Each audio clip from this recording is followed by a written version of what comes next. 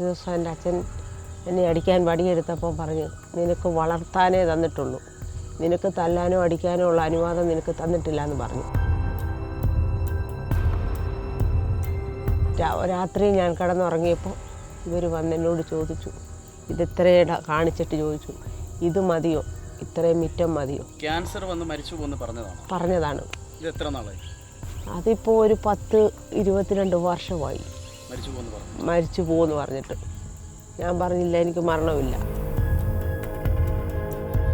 സർപ്പദൈവങ്ങളുടെ സാന്നിധ്യം അമ്മയ്ക്ക് ദർശനത്തിൽ വരികയും അത് അമ്മയെ രോഗാതുരയാക്കുകയും എന്നാൽ രോഗമാണെന്ന് ഉദ്ദേശിച്ച് ചികിത്സിച്ചപ്പോൾ അതല്ല. ഒരു നിരീശ്വരവാദി പോലും പറയുന്ന വാക്കിൽ തന്നെ ഈശ്വരൻ എന്നുള്ള വാക്കുണ്ട്. ഈ സർപ്പദോഷമെന്ന് നമ്മൾ കേട്ടിട്ടുണ്ട്. എന്താണ് സർപ്പദോഷം? തോന്നലുണ്ടാവുമോ സർപ്പങ്ങൾ സംസാരിക്കുന്നതായിട്ട്? ഉണ്ട്. ഇവരുമായിട്ട് ഞാൻ സംസാരിക്കുന്നുണ്ട്. വീട്ടിലുള്ളവർ പറയും, ചുമ്മാതെ പറയുന്നത്. കാലിൻ്റെ സൈഡിൽ വന്ന് ചേർന്ന് കിടന്നാണ് ഞാനും അവരുമായി സംസാരിക്കുന്നത്. ശരീരം മൊത്തവും തളർന്നല്ല, പൊട്ടി വെണ്ട് കീറി. പല ഡോക്ടർമാരെയും പല വൈദ്യന്മാരെയും പലരെയും കാണിച്ചിട്ടൊന്നും ചികിത്സയ്ക്ക് ഒരു പുണ്യവുമില്ല. സർപ്പദൈവങ്ങൾ ഇരിക്കുന്ന പീഠത്തിന് മുമ്പിൽ ഭവനം വരാൻ പാടില്ല, ഒരു നിർമ്മിതികളും വരാൻ പാടില്ല. അങ്ങനെ ഒരു നിയമമുണ്ട്? അത് തീർച്ചയാണ്. എവിടെയാണ് ആ നിയമം? എല്ലായിടത്തും അത് തന്നെ. അത് അറിവില്ലായ്മ കൊണ്ട് പലരും അതിനെ നിഷേധിക്കുന്നുവെങ്കിലും സർപ്പദിഷ്ടി എന്ന് പറഞ്ഞാൽ ആദ്യം സൂര്യഭഗവാനെ നോക്കിയാണ് ഉദയരാജ്. നമസ്കാരം. ഞാനിപ്പോൾ ഉള്ളത് ആലപ്പുഴ ജില്ലയിലെ കൊഴുവല്ലൂരിലാണ്. ഇതുവഴി യാത്ര ചെയ്തു വരുമ്പോൾ ഞാനൊരു കാഴ്ച കണ്ടു. വീടിനോട് ചേർന്നുള്ള ഒരു നാഗത്തറയിൽ വീൽ ചെയറിലിരുന്നു കൊണ്ട് ഭിന്നശേഷിക്കാരിയായ ഒരു അമ്മ പൂജാതി കർമ്മങ്ങൾ ചെയ്യുന്നു. എനിക്കിതിനെക്കുറിച്ച് കൂടുതൽ അറിയണമെന്ന് തോന്നി ഞാനിവിടെ ഇറങ്ങി അമ്മയൊന്ന് കാണുകയാണ്, സംസാരിക്കുകയാണ്. നമുക്ക് കൂടുതൽ വിശേഷങ്ങൾ അമ്മയോട് തന്നെ ചോദിക്കാം. നമസ്കാരം. പൂജയുടെ തിരക്കിലാണെന്നറിയാം. അമ്മയോട് കൂടുതൽ കാര്യങ്ങൾ ചോദിച്ചറിയേണ്ടതുകൊണ്ട് നമുക്കൊന്ന് വർത്തമാനം പറയാം. ശരിക്കും ഇങ്ങനൊരു നാഗത്തറ ഇങ്ങനെ കെട്ടാനുള്ള കാരണം എന്താ? നാഗത്തറ കെട്ടാനുള്ള കാരണം എന്ന് വെച്ചാൽ, ഞാൻ എൻ്റെ അമ്മയുടെ വയറ്റിൽ ജനിച്ചപ്പോൾ മുതലേ എനിക്ക് ഇങ്ങനെ ജന്മനാലേ, പിന്നെ അന്ന് മുതലേ എനിക്ക് രോഗങ്ങളായി ചെറുപ്രായത്തിൽ അതിനെപ്പറ്റിയൊന്നും ചിന്തിക്കാനുള്ള കഴിവില്ലല്ലോ. അപ്പോൾ വളർന്ന് വലുതായി ഒരു 10-25 വയസ്സായപ്പോൾ എനിക്ക് ഈ രോഗം മൂർച്ഛിച്ചു. ഈ കാലിൻ്റെ വയ്യാത്തത് അല്ല, ശരീരം മൊത്തവും തളർന്നല്ല, പൊട്ടി വെണ്ട് കീറി. പക്ഷേ അപ്പോൾ പല ഡോക്ടർമാരെയും പല വൈദ്യന്മാരെയും പലരെയും കാണിച്ചിട്ടൊന്നും ചികിത്സയ്ക്ക് ഒരു പുണ്യവുമില്ല. പിന്നെ ഒരു വാർഡെടുക്ക ചെന്നപ്പോൾ പറഞ്ഞു, 10 വർഷം കൊണ്ട് ക്യാൻസറാണ്, ഇനി നിങ്ങൾക്ക് രക്ഷയില്ലെന്ന് പറഞ്ഞു. ശരിയാണ്. അപ്പോഴത്തേക്ക് എൻ്റെ തലയുടെ മുടിയെല്ലാം കൊഴിഞ്ഞു, വല്ലാത്ത ഒരു ഇതിലായി. അത് കഴിഞ്ഞപ്പോൾ അമ്മ കരയുന്നു, അച്ഛൻ കരയുന്നു, ഭയങ്കര പ്രശ്നം, ഇവർ സഹോദരങ്ങളും എല്ലാം. അങ്ങനെ കഴിഞ്ഞിട്ട് എൻ്റെ ഹൃദയത്തിൽ ഞാൻ പറഞ്ഞു, എനിക്ക് രോഗമേ ഇല്ല, നിങ്ങൾ വിശ്വസിക്കുന്ന പോലെ പറയുന്ന പോലെ ഒന്നും എനിക്ക് രോഗമില്ല, എൻ്റെ രോഗം ഇന്നത്. അപ്പം ഞാൻ കിടക്കുമ്പോഴും ഇരിക്കുമ്പോഴും എല്ലാം ഇവരെൻ്റെ കൂടാണ്. ഇവരുമായിട്ട് ഞാൻ സംസാരിക്കുന്നുണ്ട്. വീട്ടിലുള്ളവർ പറയും, ചുമ്മാതെ പറയുവാണ്. അപ്പം ഞാൻ തോന്നലുണ്ടാവുമോ സർപ്പങ്ങൾ സംസാരിക്കുന്നതായിട്ട്? ഉണ്ട്. എൻ്റെ കാലിൻ്റെ സൈഡിൽ വന്ന് ചേർന്ന് കിടന്നാണ് ഞാനും അവരുമായി സംസാരിച്ച് അങ്ങനെ ഇരുന്ന് കഴിഞ്ഞുടനെയാണ് ലാസ്റ്റിൽ എന്നെ വലിയൊരു ആപത്തിൽ കൊണ്ടുപോയി എന്നെ ആശുപത്രി കൊണ്ടുപോയിട്ട് വന്നപ്പോഴാണ് ഈ സംഭവം വെളിയിൽ വരുന്നത്, ഞങ്ങളാണെന്നുള്ളത്. അമ്മയ്ക്ക് മനസ്സിലായി ഇത് സർപ്പങ്ങളാണെന്ന്. ഇത് മറ്റുള്ളവരെ എങ്ങനെ പറഞ്ഞ് മനസ്സിലാക്കിയെന്ന് ചോദിച്ചു കഴിഞ്ഞാൽ, ഞാൻ പറഞ്ഞിട്ട് മനസ്സിലാകാഞ്ഞ് അവർ നേരിട്ട് മാതാപിതാക്കളെ കാണിച്ചു, ഞങ്ങളാണ്. ഈ സർപ്പങ്ങളുടെ സാമീപ്യം കണ്ടു. അതാരൊക്കെയാണ് കണ്ടത്? എൻ്റെ അമ്മ കണ്ടു, എൻ്റെ അച്ഛൻ കണ്ടു. ഒരു ദിവസം എൻ്റെ അച്ഛൻ എന്നെ അടിക്കാൻ വടിയെടുത്തപ്പോൾ പറഞ്ഞു, നിനക്ക് വളർത്താനേ തന്നിട്ടുള്ളൂ, നിനക്ക് തല്ലാനോ അടിക്കാനോ ഉള്ള അനുവാദം നിനക്ക് തന്നിട്ടില്ല എന്ന് പറഞ്ഞു.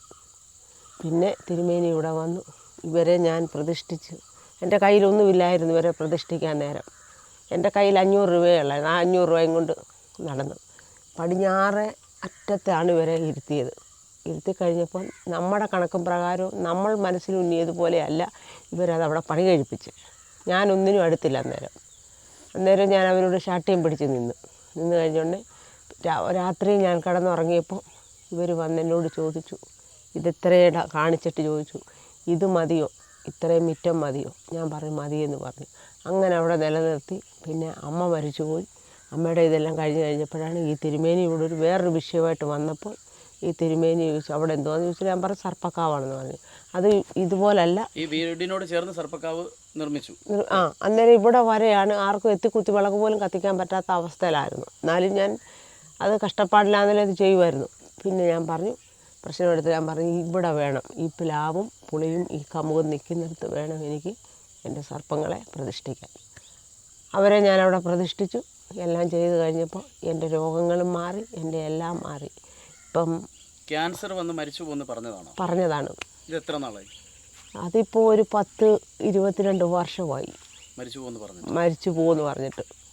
ഞാൻ പറഞ്ഞില്ല എനിക്ക് മരണമില്ല. ജന്മനായി കാലിന് തളർച്ചയുള്ളത് അന്ന് ജന്മനാലെ തളർച്ചയുള്ളതാണ്. ഇപ്പം ഇങ്ങനെ ഇത് സ്ഥാപിച്ചതിന് ശേഷം എന്തൊക്കെ മാറ്റങ്ങളാണ്? എനിക്കെല്ലാം മാറ്റമാണ്.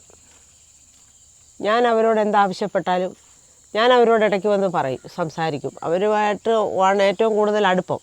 അപ്പം ഞാൻ അവിടെ വന്ന് അവരെ വിളക്ക് കത്തിക്കാനും അവർക്ക് ഇത് ചെയ്യാനും വരുമ്പോൾ ഞാൻ അവരോട് ഓരോ കാര്യങ്ങൾ എൻ്റെ ആവശ്യപ്പെട്ടേച്ച് ഞാൻ പോകുമ്പോൾ അത് ആവശ്യപ്പെട്ട പോലെ പിറ്റേ ദിവസം കണിശമായിട്ട് എനിക്ക് എനിക്ക് വന്നിരിക്കും. അതായത് അമ്മ പറയുന്നത് അമ്മയ്ക്ക് നേരിട്ട് സർപ്പങ്ങളുമായിട്ട് സംസാരിക്കാൻ കഴിയും. ഈ സർപ്പദൈവങ്ങളോട് സംസാരിച്ചാൽ അമ്മയ്ക്ക് എന്ത് കാര്യവും നടത്തിത്തരും. അത് തീർച്ചയാണ്. അവരുടെ മുൻപിൽ ഇരുന്നുകൊണ്ട് ഞാൻ പറയുവാണ്, ഇപ്പം 10 വർഷമായി ഇപ്പം പുനർപ്രതിഷ്ഠ അവരെ ഇവിടെ വെച്ചിട്ട് ഇന്ന് വരെയും എനിക്ക് ഒരു നേരത്തെ ഭക്ഷണത്തിനോ അവർക്ക് ഒരു നേരത്തെ സദ്യത്തിരിക്കോ അവർ കുറവ് എനിക്ക് വരുത്തിയിട്ടില്ല.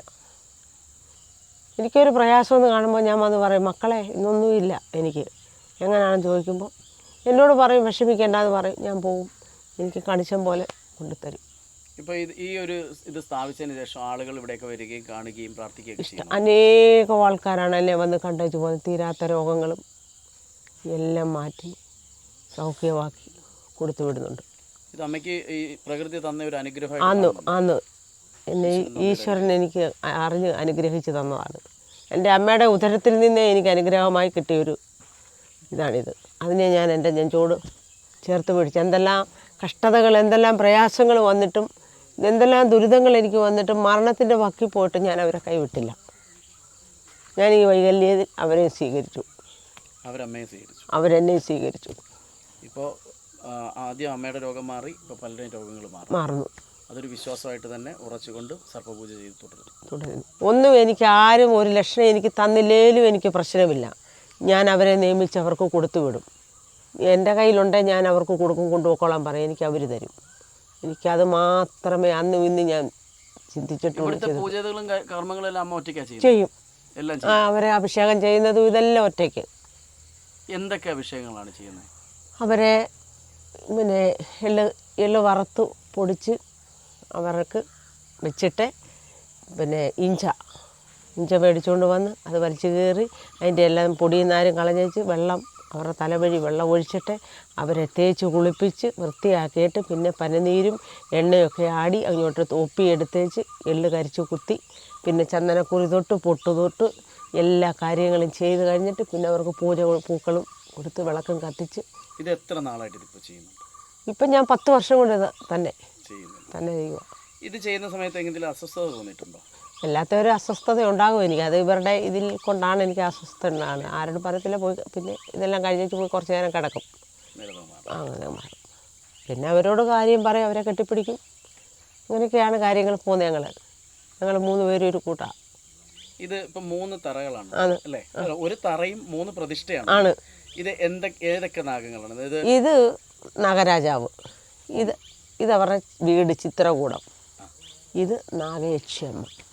നാഗരാജാവും ചിത്രകൂടവും. ഇതാണ് ഇതിന്റെ പവർ. ഇതിൽ നിന്ന് അനുഗ്രഹം കിട്ടുന്നുണ്ട്. അതിൽ നിന്നുള്ള അനുഗ്രഹം ആളുകൾക്ക് കൊടുക്കുന്നുമുണ്ട്. അത് എന്ത് രോഗമായാലും, എന്ത് പേടി കിട്ടുന്നതായാലും, എന്ത് പ്രാക്കായാലും, എന്ത് പ്രശ്നമായാലും വന്ന് പറഞ്ഞു കഴിയുമ്പോൾ അതിരുന്നിട്ട് പറയും. അവരന്നേരം പറഞ്ഞു തരും, ഇന്ന കാര്യമാണ്, ഇന്നതുപോലെയാണ്, ഇന്ന കാര്യം ചെയ്യുമ്പോൾ ഇന്നതുപോലെ ഉണ്ടാകുമെന്ന് പറയും. അത് അവർക്ക് ചെയ്തു കൊടുക്കുമ്പോൾ അത് ഫലവത്ത്. പിന്നെ വീണ്ടും അവരെന്നെ തിരക്കി വരും. നമസ്കാരം. നമസ്തേ. തിരുമേനി ഇവിടെ വന്നപ്പോൾ കണ്ട കാഴ്ച ഒരു അമ്മ ഇരുന്ന് പൂജ ചെയ്യുന്നതാണ്. എന്താണ് ഇങ്ങനെ ഇത് ചെയ്യാൻ കാരണം? ഇങ്ങനെയൊക്കെ ചെയ്യാൻ പറ്റുമോ? ഇങ്ങനെ ചെയ്യാമോ? തീർച്ചയായിട്ടും. നമ്മൾ പുരാണത്തിൽ ഒരു ശ്ലോകമുണ്ട്, ഈശാവാസ്യമിതം സർവം. എവിടെയും ഈശ്വരൻ വസിക്കുന്നു എന്നുള്ള ഒരു ആശയത്തെ ലാക്കാക്കി നോക്കുമ്പോൾ അങ്ങ് ചോദിച്ച ചോദ്യം പ്രസക്തമാണ്. എവിടെ ഇരുന്നും പൂജ ചെയ്യാം. ദൈവത്തെ എവിടെ ഇരുന്ന് വിളിക്കാം? തീർച്ചയായിട്ടും. അമ്മ ദൈവമാണെങ്കിൽ ആ ചോദ്യം അന്വർത്ഥമാണ്. തികച്ചും അതുകൊണ്ട് പറ്റും. പിറവി ഉണ്ടെങ്കിലേ ആരാധനയുള്ളൂ. പിറവിക്ക് നിദാനം മാതൃത്വമാണ്. പൂജകളെന്തും മാതൃപൂജയാണ്. അതുകൊണ്ട് ഈശാവാസ്യമിതം സർവം.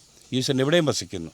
അവിടെ ചെയ്യുന്ന ആ അർപ്പണ മനോഭാവം അത് ലാളിത്യമായിരിക്കണം, എളിമയായിരിക്കണം, ഭക്തിയായിരിക്കണം. ഞാൻ പൊതുവേ കണ്ടിട്ടുള്ളതും അറിഞ്ഞിട്ടുള്ളതുമായ ഒരു ഇതെന്ന് വെച്ച് കഴിഞ്ഞാൽ അമ്പലങ്ങളിലാണ്, അമ്പലങ്ങളോട് ചേർന്നാണ് നാഗത്തറകളുള്ളത്, കാവുകളുള്ളത്, പൂജാതി കർമ്മങ്ങളുള്ളത്.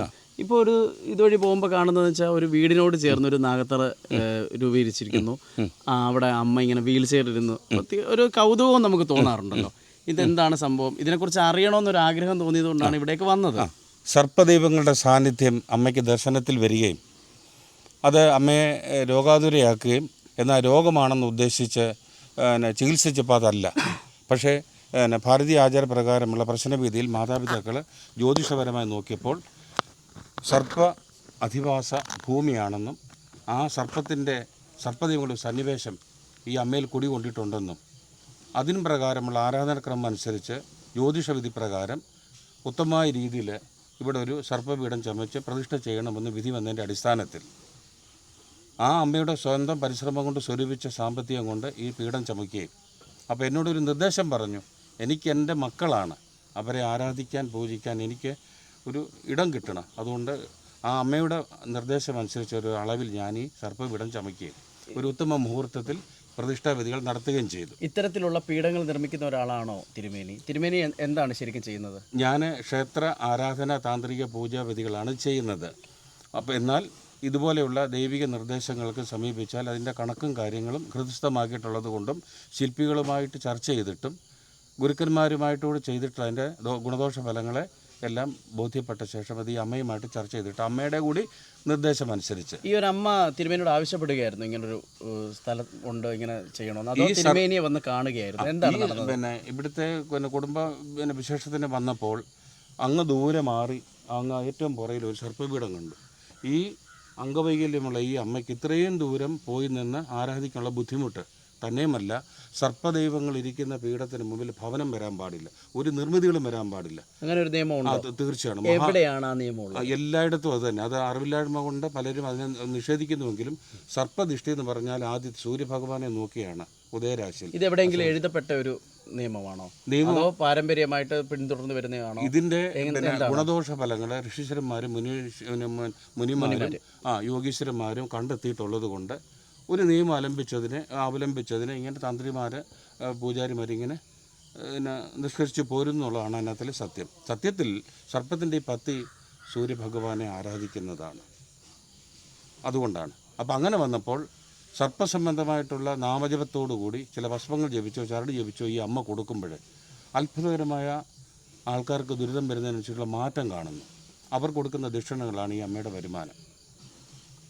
അല്ലാതെ ഇതിപ്പോൾ ഒരു ആരോപണം വരാൻ സാധ്യതയുണ്ടല്ലോ.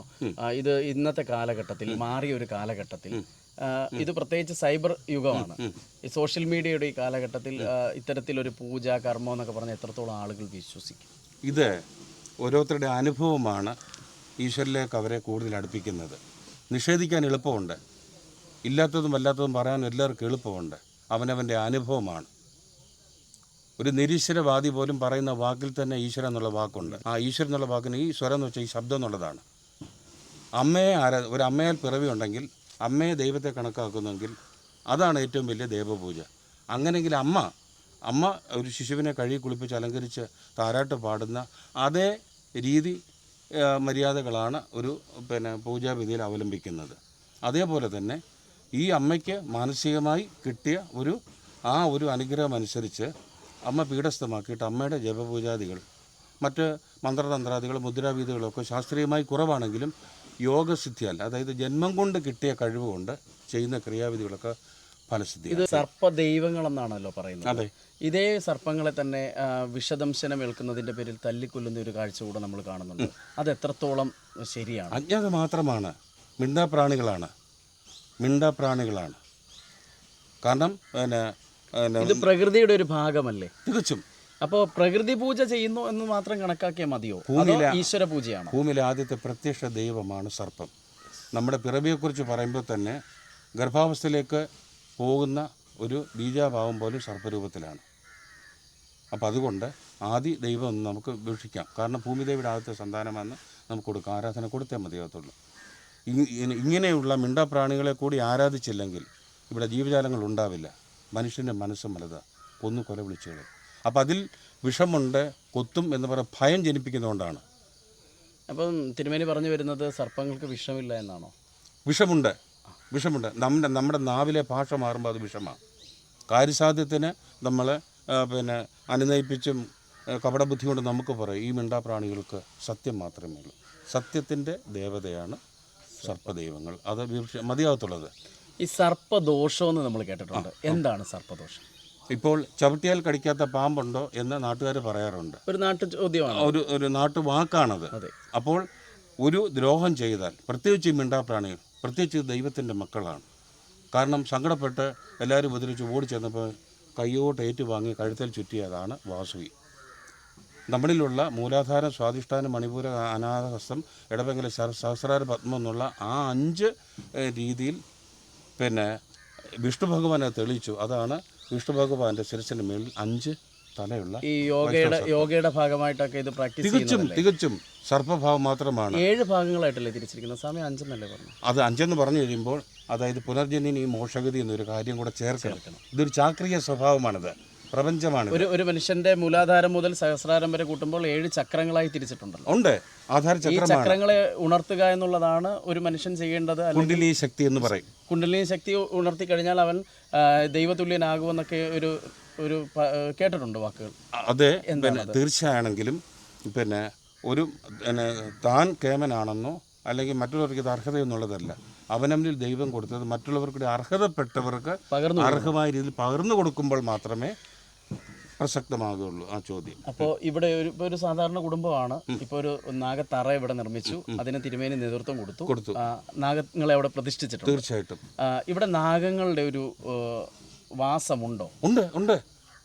അത് പ്രത്യക്ഷത്തിൽ കാണുന്നുണ്ട്. ഈ 2 അമ്മമാരെയും പ്രത്യക്ഷത്തിൽ കാണിക്കുക മാത്രമല്ല, വലിയ അമ്മ ഭയപ്പെടുന്നുവെങ്കിലും ഇളയമ്മ അതിന് സധൈര്യം നേരിട്ട് തന്നെ ഞാൻ ഇരിക്കുമ്പോൾ തന്നെ പ്രജകളോട് സംസാരിക്കുന്നത് കണ്ട് ഞാൻ അതിശയിച്ചു. നമ്മളിത് ചോദിക്കുമ്പോൾ നമ്മളെല്ലാം മനുഷ്യരാണ്.